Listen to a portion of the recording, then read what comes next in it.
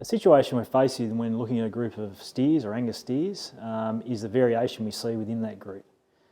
Here's an example on the screen of 191 Angus steers that were long fed for the long fed high quality market, 200 plus days on feed, and the variation we see for a range of traits relevant to that production system.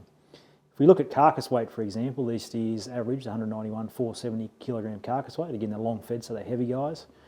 But the range was really great. We saw 607 kilograms maximum to 393 minimum. So there's a lot of spread there to look at and a large standard deviation there as well.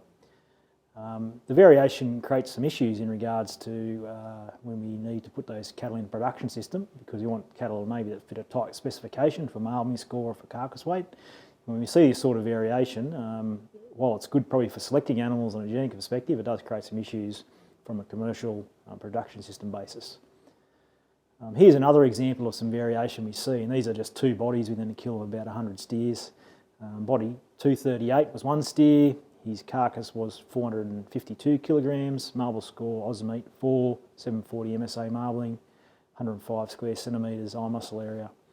Whereas the other body in that kill, another steer, body number 216, was lighter, 418 kilogram carcass weight, less marbling, 2.5 and 380 MSA marble score, and about 10 square centimetres smaller in eye muscle area, so less muscle.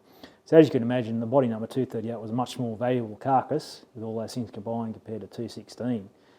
So how do we really need to understand that variation in more detail.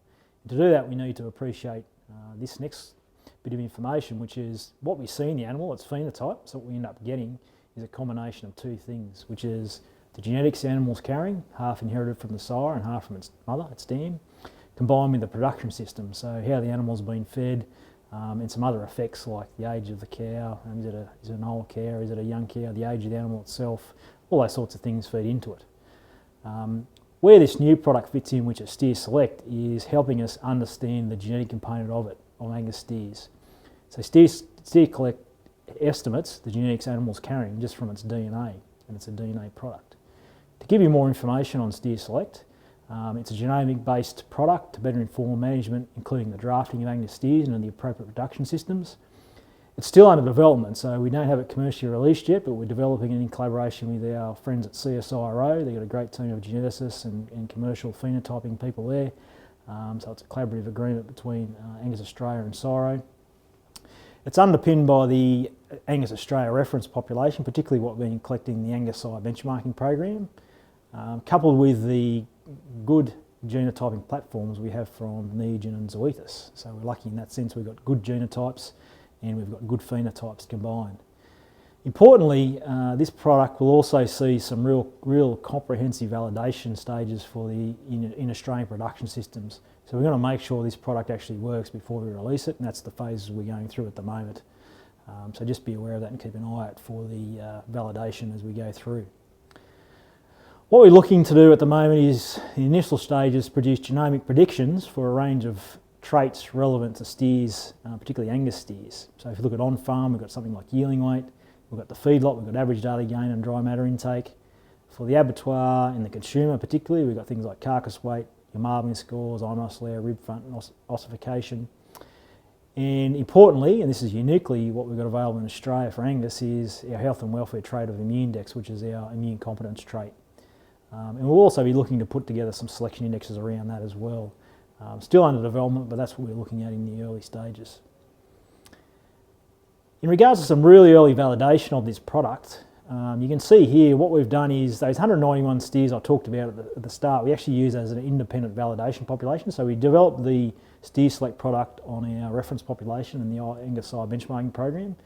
And we looked at this independent population of Angus steers where we actually used what we developed from that calibration group to then validate it against these animals. So we calculated the genomic prediction for carcass weight on these animals. So all we knew is the genomic prediction. We didn't know anything else about these steers. And we drafted them on those genomic predictions into their quartile. So the top 25% for carcass weight genomic prediction down to the bottom 25%. And as you can see there, the top 25% or 48 steers out of the 191 average 487 carcass weight.